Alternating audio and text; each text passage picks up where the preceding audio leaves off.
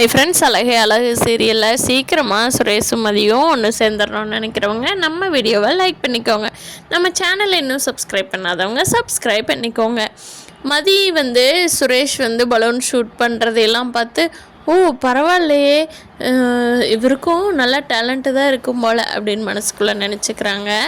அதுக்கப்புறமா மதிக்கிட்ட கொடுக்குறாங்க. இல்லை நீயும் ட்ரை பண்ணு, ட்ரை பண்ணி சும்மா ட்ரை தானே அப்படின்னு சொல்லி மலரும் சுரேஷும் கொடுக்குறாங்க. மதி வாங்கி ஷூட் பண்ணி ஒரு வழியாக பலூன் ஒன்று ஷூட் பண்ணிட்டாங்க.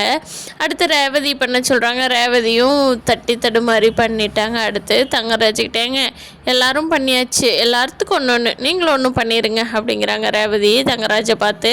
தங்கராஜ் யாருக்கிட்ட நீ கொடுக்குற, இந்த தங்கராஜ்கிட்டேயவா? தங்கராஜ் பார்க்காமையே சுடுவான், இந்த துப்பாக்கி போய் பார்த்து சுடுறதுக்கு அவ்வளோ கஷ்டமாக இருக்குதா? கொண்டா ரேவதி அப்படின்னு சொல்லிட்டு வாங்கி ஷூட் பண்ணுறாரு. அந்த குறி தவறிடுச்சு. எல்லாரும் சிரிக்கிறாங்க. ஆனால் தங்கராஜுக்கு ஒரே அவமானமாக போயிடுது.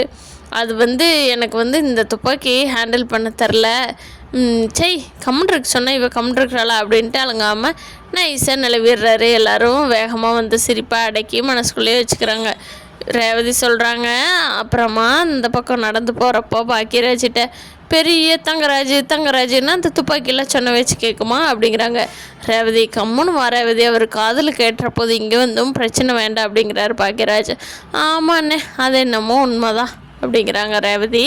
இதில் மலரும் பாக்யராஜ் மட்டும்தான் இந்த டூரை செமையாக என்ஜாய் பண்ணிகிட்ருக்காங்க. ரேவதியும் தங்கராஜுக்கு ஃபோன் பேசுகிற வேலை, டென்ஷன் ஆகிற வேலை, கோபப்படுற வேலையே சரியாக இருக்குது. நம்ம மதியம் சுரேஷும் ஒருத்தருக்கு ஒருத்தர் கண்டிப்பாக புரிஞ்சுக்குவாங்க ஊருக்கு போகிறதுக்குள்ளே.